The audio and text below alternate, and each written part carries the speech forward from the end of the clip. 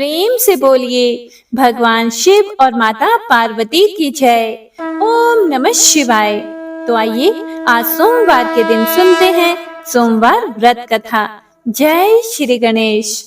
प्राचीन समय में एक नगर में एक धनवान साहूकार रहा करता था, जिसके घर में किसी भी प्रकार की कोई कमी नहीं थी, लेकिन उसका कोई पुत्र नहीं था, जिस कारण वह काफी दुखी रहा करता था।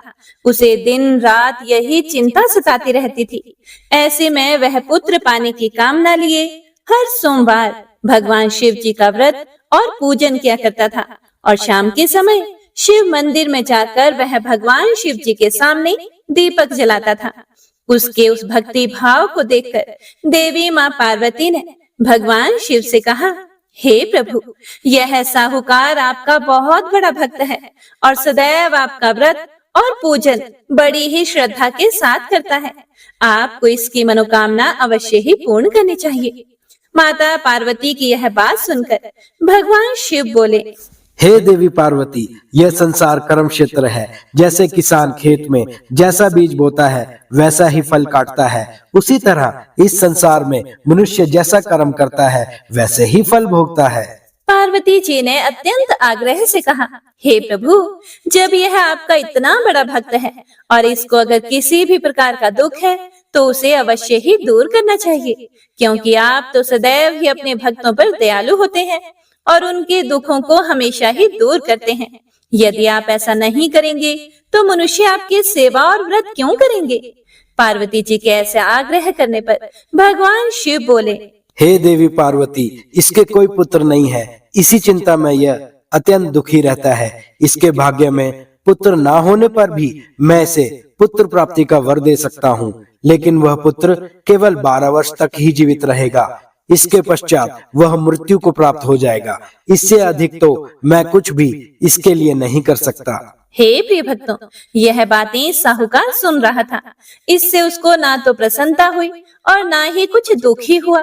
वह पहले की तरह ही भगवान शिव का व्रत और पूजन करता रहा।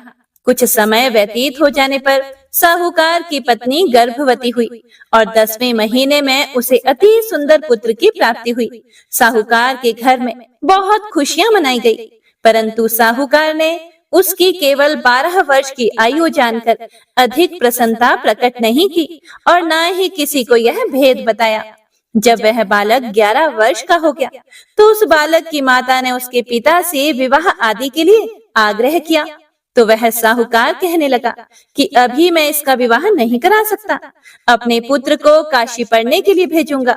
फिर साहूकार ने बालक के मामा को बुलाकर उसको बहुत सा धन दिया और कहा कि तुम इस बालक को काशी जी पढ़ने के लिए ले जाओ और रास्ते में जिस स्थान पर भी जाओ यज्ञ और ब्राह्मणों को भोजन अवश्य कराते जाना। फिर वह दोनों मामा भांजे यज्ञ करते और ब्राह्मणों को भोजन कराते हुए काशी जी की तरफ रवाना हुए। रास्ते में उनको एक शहर से गुजरना पड़ा। उस शहर में राजा की कन्या का विवाह था और दूसरे राजा का लड़का जो विवाह करने बारात लेकर आया था वह एक आंख से काना था। उसके पिता को इस बात की बड़ी चिंता हो रही थी कि कहीं वर को देखकर कन्या के माता पिता विवाह में किसी प्रकार की अड़चन पैदा ना कर दे। इस कारण जब उसने अति सुंदर सेठ के लड़के को देखा तो उसके मन में विचार आया कि क्यों ना दरवाजे के समय इस लड़के से वर का काम चलाया जाए। ऐसा विचार करके वर के पिता ने उस लड़के और उसके मामा से बात की तो वे राजी हो गए। फिर उस लड़के को वर के कपड़े पहनाकर और घोड़ी पर चढ़ाकर दरवाजे पर ले गए और सब कार्य प्रसन्नता से पूर्ण हो गया। फिर वर के पिता ने सोचा कि यदि विवाह कार्य भी इसी लड़के के द्वारा करा लिया जाए तो क्या बुराई है। ऐसा सोचकर उसने लड़के और उसके मामा से कहा कि यदि आप फेरों और कन्यादान के काम को भी करा दें तो आपकी बड़ी कृपा होगी और मैं इसके बदले में आपको बहुत सारा धन दूंगा।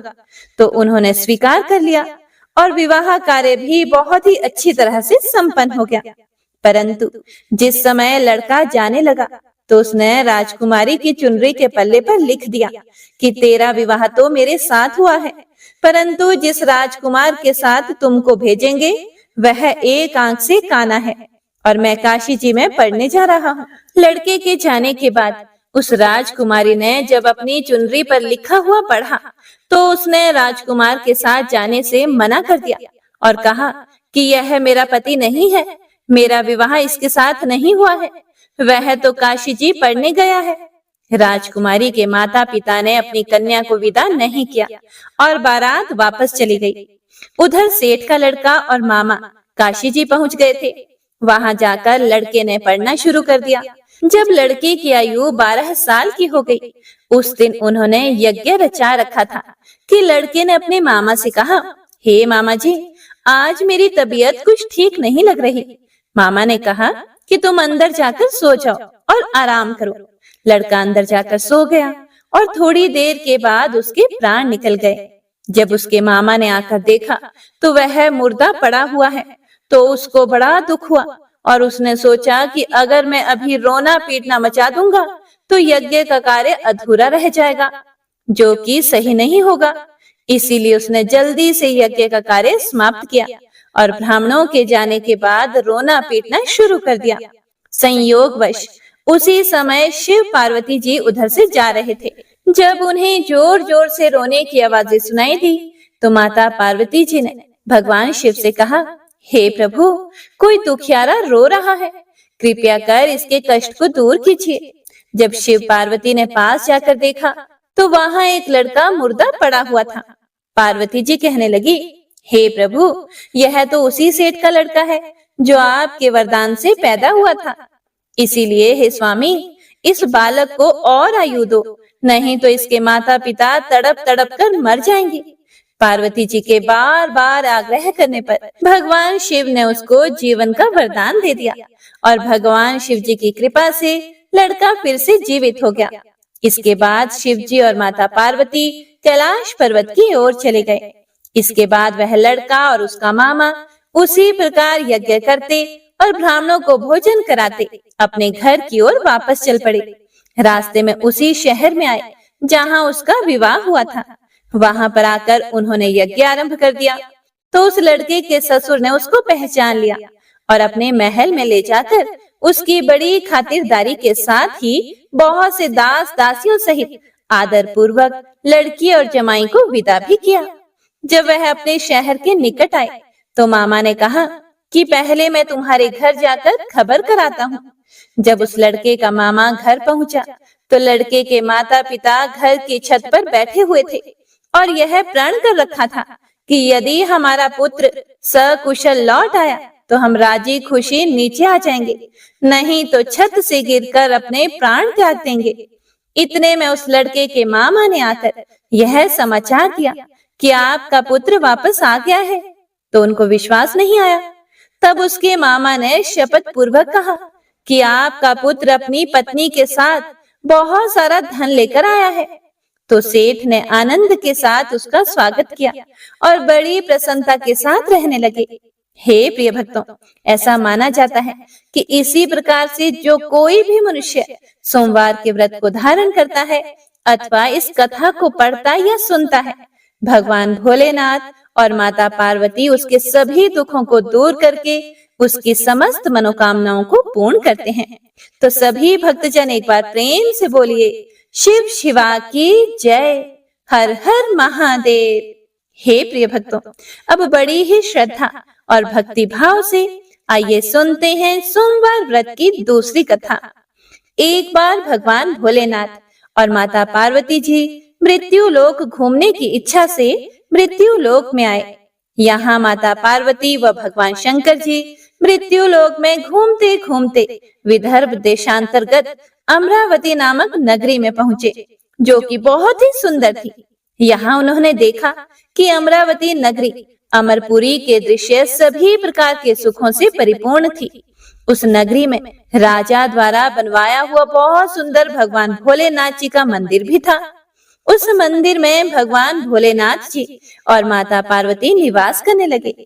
एक दिन माता पार्वती जी ने भगवान शिव से कहा, हे प्रभु, आज तो हम और आप दोनों चौसर पासा खेलेंगे। शंकर जी ने माता पार्वती जी की बात मान ली और चौसर खेलने लगे। उसी समय मंदिर का पुजारी ब्राह्मण मंदिर में पूजा करने के लिए आया हुआ था। माता ने ब्राह्मण को देखकर एक प्रश्न किया, तो पुजारी जी बताओ कि इस बाजी में दोनों में से किसकी जीत होगी और किसकी हार होगी। ब्राह्मण ने बिना सोचे समझे कहा कि भगवान भोलेनाथ ही जीतेंगे। कुछ समय के बाद बाजी समाप्त हुई और माता पार्वती जी की विजय हो गई। माता पार्वती को ब्राह्मण के झूठ बोलने पर क्रोध आया और कोढ़ी होने का श्राप दे दिया। भगवान शंकर जी के बहुत समझाने के बाद भी माता नहीं मानी और वे दोनों वहां से चले गए। कुछ समय के बाद उस ब्राह्मण पुजारी को कोढ़ होने लगा और धीरे धीरे उसके सारे शरीर में कोढ़ हो गए। ऐसे में वह बहुत ही परेशान और दुखी रहने लगा। इस तरह कई दिन बीत गए। फिर एक दिन देवलोक की अप्सराएं शिव जी की पूजा करने उसी मंदिर में आई। अप्सराओं ने उस पुजारी के कष्ट को देखकर बड़े दया भाव से उसके रोगी होने का कारण पूछा। तब पुजारी जी ने अपनी आप बीती सभी बातें निसंकोच होकर उन अप्सराओं को बता दी। यह सुनकर वो अप्सराएं बोली कि हे ब्राह्मण देव, तुम दुखी मत हो। भगवान भोलेनाथ जी आपके सभी कष्टों को दूर कर देंगे, परंतु तुम्हें श्रेष्ठ 16 सोमवार के व्रत पूरे विधि विधान और भक्ति भाव से पूरे 16 व्रत करने होंगे और 17वें सोमवार के दिन पाव से पवित्र गेहूं के आटे की बाटी बनाएं। उसके बाद घी और गुड़ मिलाकर चूरमा बनाकर भगवान भोलेनाथ जी को प्रसाद चढ़ाना और बाकी के प्रसाद को मंदिर में उपस्थित भक्तों को बांट देना। ऐसा करने से आपकी सभी मनोकामनाएं पूर्ण होंगी। हे प्रिय भक्तों, ऐसा कहकर अप्सराएं देवलोक को चली गई। ब्राह्मण भी यथाविधि 16 सोमवार व्रत करने लगा। ऐसे में भगवान भोलेनाथ की कृपा से धीरे धीरे ब्राह्मण पुजारी कोढ़ से मुक्त होने लगा और कुछ समय के बाद भगवान शंकर जी और माता पार्वती जी फिर से उसी मंदिर में पधारे। तब माता ने उस ब्राह्मण को रोग मुक्त होने का कारण पूछा, तो ब्राह्मण ने माता को 16 सोमवार के व्रत के बारे में विस्तार से बताया। ब्राह्मण की बात सुनकर माता पार्वती जी बड़ी प्रसन्न हुई और पुजारी से 16 सोमवार के व्रत की विधि पूछी। उसी दिन से माता पार्वती जी भी 16 सोमवार व्रत करने लगी और लगातार 16 व्रत किया। ऐसे में उनकी मनोकामनाएं पूरी हुई। उनके रूठे हुए पुत्र स्वामी कार्तिकेय जी स्वयं ही माता की आज्ञाकारी हो गए। फिर एक दिन कार्तिकेय जी को अपना विचार परिवर्तन होने का रहस्य जानने की इच्छा हुई और वह अपनी माता के पास गए और बोले कि हे माता, आपने ऐसा क्या उपाय किया जिससे मेरा मन आपकी ओर आकर्षित हो गया। तब माता पार्वती जी ने उसे 16 सोमवार व्रत कथा सुनाई। तब कार्तिकेय जी ने अपनी माता से कहा कि इस व्रत को मैं भी करूंगा, क्योंकि मेरा प्रिय मित्र ब्राह्मण दुखी दिल से परदेश गया है। हमें उससे मिलने की बहुत इच्छा होती है। फिर कार्तिकेय जी ने भी 16 सोमवार के व्रत पूरे विधि विधान से किए और उनकी भी इच्छा पूर्ण हो गई। उन्हें अपना प्रिय मित्र मिल गया। तब उसके मित्र ने इस आकस्मिक मिलन का भेद कार्तिकेय जी से पूछा। तो कार्तिकेय जी बोले, हे मित्र, हमने तुम्हारे मिलने की इच्छा करके 16 सोमवार के व्रत किए थे। अब तो उस ब्राह्मण मित्र को भी अपने विवाह की बड़ी इच्छा हुई और वह भी 16 सोमवार व्रत पूरे विधि विधान से करने लगा। एक दिन वह किसी काम से विदेश गया और वहां के राजा ने अपनी पुत्री का स्वयंवर रखा था। उस राजा ने राजकुमारी के विवाह के लिए यह शर्त रखी थी कि जिस राजकुमार के गले में सब प्रकार से श्रृंगारित हथिनी माला डालेगी, मैं उसी के साथ अपनी बेटी का विवाह करूंगा। भगवान शिव जी की कृपा से ब्राह्मण भी उस स्वयंवर को देखने के लिए एक और बैठा हुआ था। उसी समय हथिनी वहां पर आई और उस ब्राह्मण के गले में जयमाला डाल दी। इस तरह राजा की प्रतिज्ञा के अनुसार बड़ी धूमधाम के साथ अपनी पुत्री का विवाह उस ब्राह्मण के साथ पूरे विधि विधान से कर दिया और उसे बहुत सारा धन देकर सम्मान पूर्वक संतुष्ट किया और वो दोनों सुख पूर्वक रहने लगे। एक दिन उस राजकुमारी ने अपने पति से पूछा कि हे प्राणनाथ, आपने ऐसा कौन सा पुण्य किया है जो हथिनी ने सभी राजकुमारों को छोड़कर आपके गले में जयमाला डाली। तब ब्राह्मण बोला, हे प्राण प्रिय, मैंने अपने मित्र कार्तिकेय जी के कथनानुसार 16 सोमवार का व्रत किया था, जिसके प्रभाव से मुझे तुम जैसी रूपवान पत्नी मिली है। इस व्रत की महिमा सुनकर राजकन्या को बड़ा आश्चर्य हुआ और वह भी पुत्र कामना के लिए 16 सोमवार व्रत करने लगी और भगवान भोलेनाथ से पुत्र कामना की प्राप्ति करने लगी। शिव जी की कृपा से कुछ समय के बाद उसके गर्भ से एक अति सुंदर, सुशील, धर्मात्मा और विद्वान पुत्र हुआ।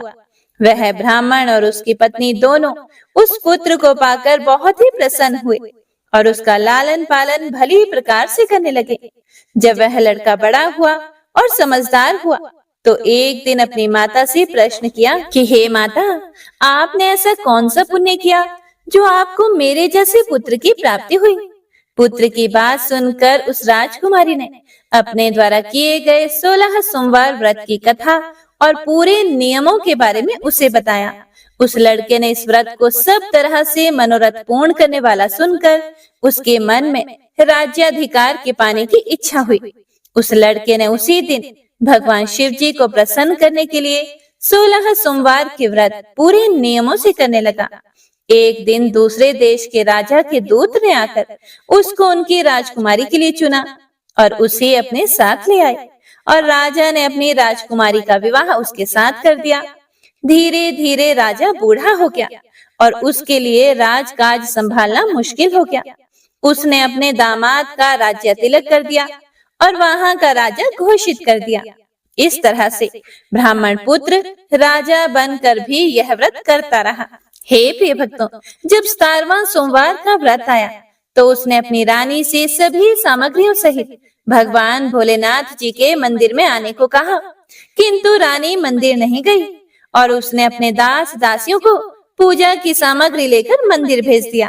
राजा ने पूरे विधि विधान से भगवान शिव जी की पूजा की।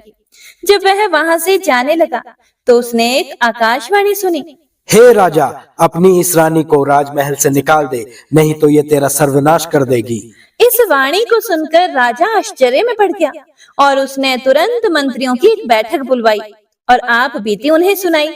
मंत्री आदि सभी बड़े विस्मय और दुख में डूब गए, क्योंकि जिस कन्या के साथ उसे राज्य मिला है, राजा उसी को राज्य से निकालने का जाल रच रहा है। यह कैसे हो सकेगा? अंत में राजा ने अपनी रानी को राजमहल से निकाल दिया। रानी दुखी हृदय से अपने भाग्य को कोसती हुई अपने राज्य से बाहर चली गई। बिना चप्पलों के और फटे वस्त्र पहने भूखी प्यासी धीरे धीरे चलकर एक नगर में जा पहुंची। उस नगर में एक बुढ़िया रोज सूत काटकर बेचती थी। रानी की करुण दशा देखकर बुढ़िया बोली कि तू मेरे साथ चल, मेरा सूत बिकवा दे। मैं तो बूढ़ी हो गई हूँ, भाव नहीं जानती हूँ। यह सुनकर रानी बुढ़िया के सिर से सूत की गठड़ी उतार कर अपने सिर पर रख लेती है। अचानक से आंधी आई और बुढ़िया के सभी सूत हवा में उड़ गए। बेचारी बुढ़िया बहुत पछताई और रानी से कहने लगी कि दूर रहना मुझसे। अब रानी एक तेली के घर गई और काम मांगने लगी कि अचानक से उस तेली के सभी मटके शिव जी के प्रकोप से चटक गए। ऐसी दशा देखकर उस तेली ने रानी को अपने घर से निकाल दिया। इस प्रकार रानी अत्यंत दुख पाती हुई एक नदी के तट पर गई तो देखा कि नदी अचानक सूख गई। उसके बाद रानी एक वन में गई। वहां जाकर उसने एक सरोवर देखा और वह पानी पीने के लिए सरोवर की सीढ़ी उतरी और पानी पीने के लिए जैसे ही अपने हाथों को आगे बढ़ाया तो देखा कि सरोवर का पानी नील कमल के सदृश जल असंख्य कीड़ों में गंदा हो गया। रानी ने अपने भाग्य का दोषारोपण करते हुए उस सरोवर का जल पीकर अपनी प्यास बुझाई। आराम करने के लिए एक पेड़ की शीतल छाया में विश्राम करने के लिए लेटी तो देखा कि उस पेड़ की सभी पत्तियां झड़ गई। ऐसे में रानी जिस पेड़ के नीचे जाती उसी पेड़ की पत्तियां अपने आप झड़ जाती। वन, सरोवर और पेड़ों की ऐसी दशा देखकर गाय चराते हुए ग्वालों ने अपने गोसाई जी अर्थात अपने स्वामी जी से सभी बातें बता दी। गोसाई जी के आदेश के अनुसार ग्वाले रानी को पकड़कर गोसाई जी के पास ले आए। रानी की मुख कांति और शरीर शोभा देखकर गोसाई जी जान गए कि यह कोई विधि की गति की मारी कुलीन अबला है। ऐसा सोचकर गुसाई जी ने रानी से कहा कि हे पुत्री, मैं तुमको अपनी पुत्री के समान रखूंगा। तुम मेरे आश्रम में ही रहो और मैं तुम्हें किसी प्रकार का भी कष्ट नहीं होने दूंगा। गुसाई जी के ऐसे वचन सुनकर रानी को थोड़ी धीरज मिली और वह आश्रम में ही निवास करने लगी। आश्रम में रानी खाना बनाती तो उसके खाने में कीड़े पड़ जाते और जब वह पानी भर के लाती तो उसमें भी कीड़े ही कीड़े हो जाते। अब तो गुसाई जी भी बहुत दुखी हो गए और रानी से बोले कि हे पुत्री, तेरे पर कौन से देवता का कोप है जिससे तेरी ऐसी दशा हुई है? गुसाई जी की बात सुनकर रानी ने कहा कि अपने पति के साथ भगवान शिव जी की पूजा करने नहीं जाने की पूरी कथा सुनाई। रानी की बात सुनकर गुसाई जी ने उसे इस कोप से मुक्त होने के लिए 16 सोमवार व्रत की कथा पूरे विधि विधान से करने को कहा। गुसाई जी की बात सुनकर वह प्रत्येक सोमवार का व्रत पूरे नियमों से करने लगी। जब रानी के पूरे 16 व्रत हो गए और जब उसने 17वें सोमवार का व्रत किया तो रोज की तरह भगवान भोलेनाथ जी की पूजा कर रही थी, तो भगवान शिव जी के प्रभाव से राजा के मन में अपनी रानी का विचार उत्पन्न हुआ और सोचा कि मेरी रानी को गए हुए बहुत समय बीत गया है, ना जाने कहां कहां भटकती होगी, मुझे उसे ढूंढना चाहिए। हे प्रिय भक्तों, राजा ने यह सोचकर अपनी रानी की तलाश में चारों दिशाओं में अपने सैनिकों को भेजा। सैनिक अपनी रानी को ढूंढते हुए गुसाई जी के आश्रम में आ पहुंचे। सैनिक अपनी रानी को वहां पाकर पुजारी जी से अपनी रानी को साथ भेजने के लिए कहने लगे, किंतु गुसाई जी ने मना कर दिया और सैनिक चुपचाप लौट गए। राजा को सभी बातें बताई। तब राजा स्वयं रानी को लेने गुसाई जी के आश्रम में आए और पुजारी जी से प्रार्थना करते हुए बोले, हे महाराज, जो देवी आपके आश्रम में रहती है वह मेरी पत्नी है। शिव जी के कोप से मैंने इसका त्याग कर दिया था। अब इस पर से भगवान शिव जी का कोप शांत हो गया है, इसीलिए मैं इसे लेने के लिए आया हूँ। आपकी आज्ञा हो तो मैं इसे ले जा सकता हूँ। गुसाई जी ने राजा के वचनों को सत्य समझकर रानी को राजा के साथ जाने की आज्ञा दे दी। गुसाई जी की आज्ञा पाकर रानी अपने पति के साथ अपने राज्य के लिए चल दी। रानी के आने की खबर पाकर राज्य के निवासी अनेक प्रकार के बाजे बजाने लगे। नगर के दरवाजे पर तोरण बंधनवारों से विविध विधि से नगर को सजाया। नगर में घर घर में मंगलगान होने लगे। पंडितों ने विविध वेद मंत्रों का उच्चारण करके अपनी रानी का स्वागत किया। इस प्रकार रानी ने अपनी राजधानी में फिर से प्रवेश किया। राजा ने अपनी रानी के आने की खुशी में ब्राह्मणों को अनेक प्रकार के दान आदि देकर संतुष्ट किया। याचकों को धन धान्य दिया और पूरी नगरी में जगह जगह सदा व्रत खुलवाए, जहां भूखों और गरीबों को खाने को मिला। इस प्रकार राजा रानी भगवान भोलेनाथ जी की कृपा से सभी प्रकार के सुख भोगते हुए और 16 सोमवार व्रत की कथा करते रहे। अंत समय में अनेक प्रकार के सुख भोगते हुए वे शिवपुरी को पधारे। इसी कारण कहते हैं कि जो भी मनुष्य भगवान भोलेनाथ जी की भक्ति मन वचन कर्म द्वारा 16 सोमवार के व्रत पूरे विधि विधान से करेगा, वह मृत्यु लोक से समस्त सुख को भोगकर अंत में भगवान के चरणों में शिवपुरी को प्राप्त होगा और इस व्रत के करने से सबके मनोरथ भी पूर्ण होंगे। तो सभी प्रेम से बोलिए, भगवान शिव शिवा की जय। ओम नमः शिवाय। हे प्रिय भक्तों, तो आइए अब शिव पुराण में वर्णित पुण्यमयी कथा को सुनते हैं। वाशकल नामक गांव में बिंदुक नाम का एक ब्राह्मण रहता था। वह धर्मी, दुरात्मा एवं महापापी था। उसकी पत्नी बहुत सुंदर थी। उसका नाम चंचुला था। वह सदा उत्तम धर्म का पालन करती थी, परंतु बिंदुक वैश्यागामी था। इस तरह कुकर्म करते हुए बहुत समय व्यतीत हो गया। उसकी पत्नी काम से पीड़ित होने पर भी स्वधर्म नाश के भय से क्लेश सहकर भी काफी समय तक धर्म भ्रष्ट नहीं हुई, परंतु आगे चलकर वह भी अपने दुराचारी पति के आचरण से प्रभावित होकर दुराचारिणी और अपने धर्म से विमुख हो गई। इस तरह दुराचार में डूबे हुए उन पति पत्नी का बहुत सा समय व्यर्थ बीत गया। वैश्यागामी दूषित बुद्धि वाला वह दुष्ट ब्राह्मण बिंदुक समयानुसार मृत्यु को प्राप्त हो गया और नरक में चला गया। बहुत दिनों तक नरक के दुखों को भोग कर वह मूढ़ बुद्धि पापी विंध्य पर्वत पर भयंकर पिशाच हुआ। और इधर उस दुराचारी बिंदुक के मर जाने पर वह चंचुला नामक स्त्री बहुत समय तक पुत्रों के साथ अपने घर में रहती रही। पति की मृत्यु के बाद वह भी अपने धर्म से गिरकर पर पुरुषों का संग करने लगी थी। सतियां विपत्ति में भी अपने धर्म का पालन करना नहीं छोड़ती। यही तो तप है। तप कठिन तो होता है, लेकिन इसका फल मीठा होता है। एक दिन दैव योग से किसी पुण्य पर्व के आने पर वह अपने भाई बंधुओं के साथ गोकर्ण क्षेत्र में गई। उसने तीर्थ के जल में स्नान किया एवं बंधु जनों के साथ यहाँ वहाँ घूमने लगी। घूमते घूमते वह एक देव मंदिर में गई। वहाँ उसने एक ब्राह्मण के मुख से भगवान शिव की परम पवित्र एवं मंगलकारी कथा सुनी। कथावाचक ब्राह्मण कह रहे थे कि जो स्त्रियां व्यभिचार करती हैं, वे मरने के बाद जब यमलोक जाती हैं, तब यमराज के दूत उन्हें तरह तरह से यंत्रणा देते हैं। वे उसके कामांगों को तप्त लोह दंडों से दागते हैं। तप्त लोह के पुरुष से उसका संसर्ग कराते हैं।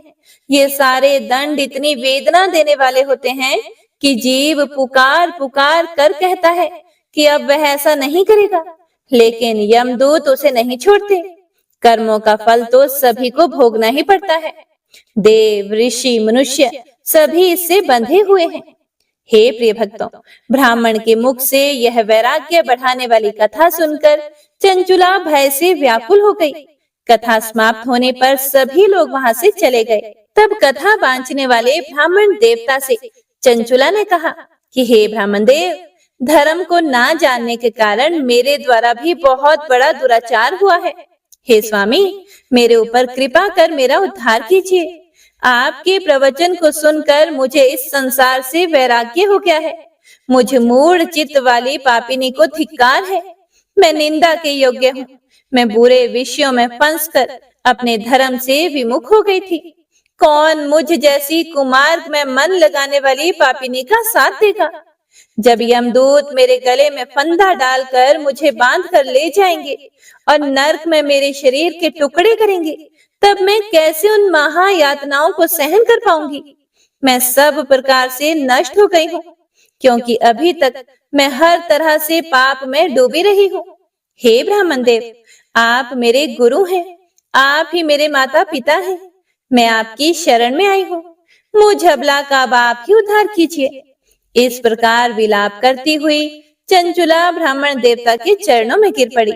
तब ब्राह्मण देवता ने उसे कृपा पूर्वक उठाया और कहा, हे नारी, तुम सौभाग्यशाली हो जो भगवान शंकर की कृपा से तुमने वैराग्यपूर्ण शिव की यह कथा सुनी है और कथा सुनकर समय से अपनी गलती का एहसास कर लिया है। डरो मत और भगवान शिव की शरण में जाओ। उनकी परम कृपा से तुम्हारे सभी पाप नष्ट हो जाएंगे। मैं तुम्हें भगवान शिव की कथा सहित वह मार्ग बताऊंगा जिसके द्वारा तुम्हें सुख देने वाली उत्तम गति प्राप्त होगी। शिव कथा सुनने से तुम्हारी बुद्धि शुद्ध हो गई है और तुम्हें पश्चाताप हुआ है तथा मन में वैराग्य उत्पन्न हुआ है। पश्चाताप ही पाप करने वाले पापियों के लिए सबसे बड़ा प्रायश्चित है। जो मनुष्य अपने कुकर्मों के लिए पश्चाताप नहीं करता, वह उत्तम गति प्राप्त नहीं करता, परंतु जिसे अपने कुकृत्य पर हार्दिक पश्चाताप होता है, वह अवश्य ही उत्तम गति का भागीदार होता है। इसमें बिल्कुल भी संशय नहीं है। शुद्ध चित्त में ही भगवान शिव और पार्वती का वास होता है। वह शुद्धात्मा मनुष्य सदा शिव के पद को प्राप्त होता है। इस कथा का श्रवण सभी मनुष्यों के लिए कल्याणकारी है, इसीलिए इसकी आराधना व सेवा करनी चाहिए। हे ब्राह्मण पत्नी, तुम अन्य विषयों से अपने मन को हटाकर भगवान शंकर की इस परम पावन कथा को सुनो। इससे तुम्हारे मन की शुद्धि होगी और तुम्हें मोक्ष की प्राप्ति होगी। जो भी मनुष्य निर्मल हृदय से भगवान शिव के चरणों का चिंतन करता है, उसकी एक ही जन्म में मुक्ति हो जाती है। हे प्रिय भक्तों, ऐसा कहकर वे ब्राह्मण मौन हो गए। उनका हृदय करुण से भर गया। वे ध्यान में मगन हो गए। ब्राह्मण का उपदेश सुनकर चंचुला के नेत्रों में आनंद के आंसू छलक आए। वह खुशी से ब्राह्मण देवता के चरणों में गिर गई और हाथ जोड़कर बोली, मैं कृतार्थ हो गई। हे ब्राह्मण देव, शिव भक्तों में श्रेष्ठ स्वामी आप धन्य हैं। आप परमार्थ दर्शी हैं और सदा परोपकार में लगे रहते हैं। हे साधु, मैं नर्क के समुद्र में गिर रही हूँ, कृपा कर मेरा उद्धार कीजिए।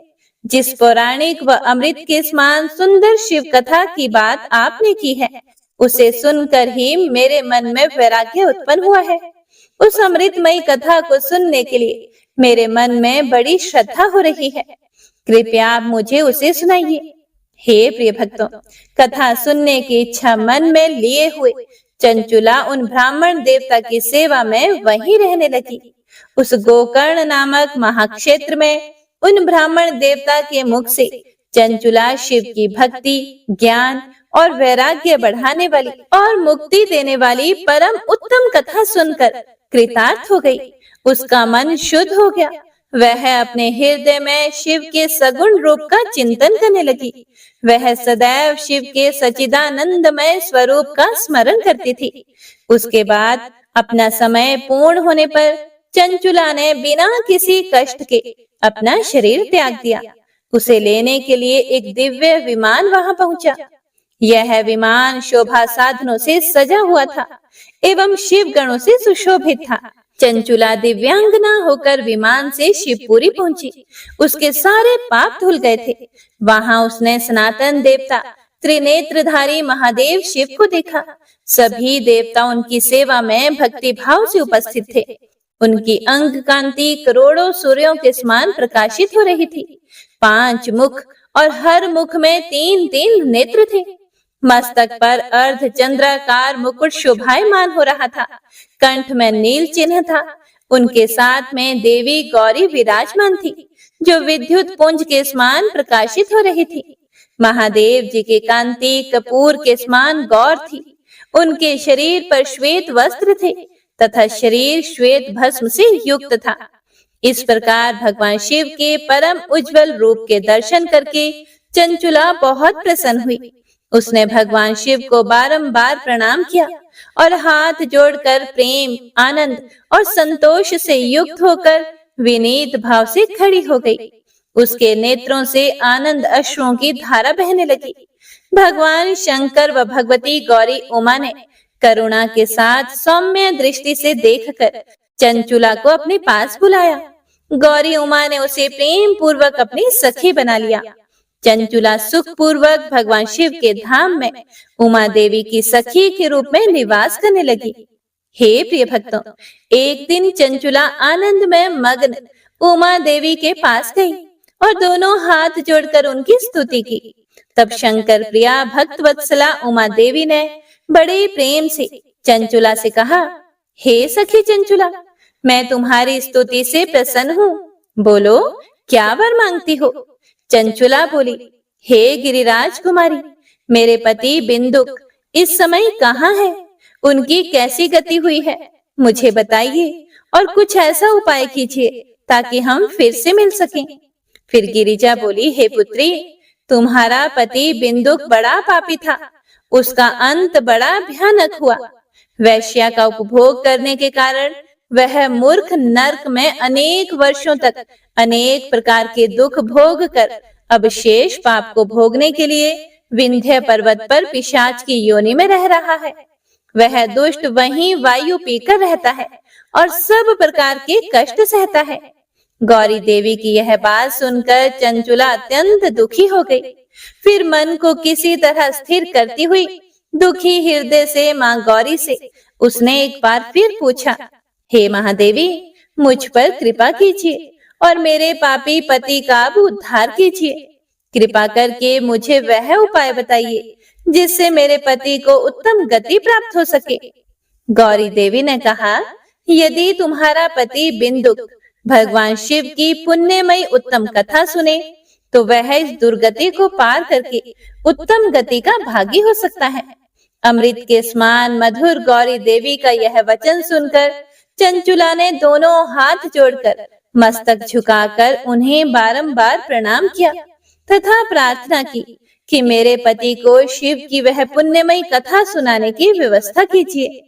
ब्राह्मण पत्नी चंचुला के बार बार प्रार्थना करने पर शिव प्रिया गौरी देवी ने भगवान की महिमा का गान करने वाले गंधर्वराज तुम्बुरो को बुलाकर कहा, हे तुम्बुरो, तुम्हारी भगवान शिव में प्रीति है। तुम मेरे मन की सभी बातें जानकर मेरे कार्यों को सिद्ध करते हो। तुम मेरी सखी के साथ विंध्य पर्वत पर जाओ। वहां एक महाघोर और भयंकर पिशाच रहता है। पूर्व जन्म में वह पिशाच बिंदुक नामक ब्राह्मण मेरी इस सखी चंचुला का पति था। वह वैश्यागामी हो गया था। उसने स्नान संध्या आदि नित्य कर्म छोड़ दिए थे। क्रोध के कारण उसकी बुद्धि भ्रष्ट हो गई थी। दुर्जनों से उसकी मित्रता तथा सज्जनों से द्वेष बढ़ गया था। वह अस्त्र शस्त्र से हिंसा करता, लोगों को सताता और उनके घरों में आग लगा देता था। पत्नी को त्याग कर दुष्ट लोगों से दोस्ती करके उन्हीं के संपर्क में रहता था। वह मृत्यु तक दुराचार में फंसा रहा। मृत्यु के बाद उसे पापियों के भोग स्थान यमपुरी ले जाया गया। वहां घोर नरकों को सहकर इस समय वह विंध्य पर्वत पर पिशाच बनकर रह रहा है और पापों का फल भोग रहा है। तुम उसके सामने परम पुण्यमयी पापों का नाश करने वाली शिव जी की दिव्य कथा का प्रवचन करो। इस कथा को सुनने से उसका हृदय सभी पापों से मुक्त होकर शुद्ध हो जाएगा और वह प्रेत योनि से मुक्त हो जाएगा। दुर्गति से मुक्त होने पर उस बिंदुक नामक पिशाच को विमान पर बिठाकर तुम भगवान शिव के पास ले आना। हे प्रिय भक्तों, माँ उमा का आदेश पाकर गंधर्वराज तुम्बुरो प्रसन्नता पूर्वक अपने भाग्य की सराहना करते हुए चंचुला को साथ लेकर विमान से पिशाच के निवास स्थान विंध्य पर्वत पर गया। वहां पहुंचकर उसने उस विकराल आकृति वाले पिशाच को देखा।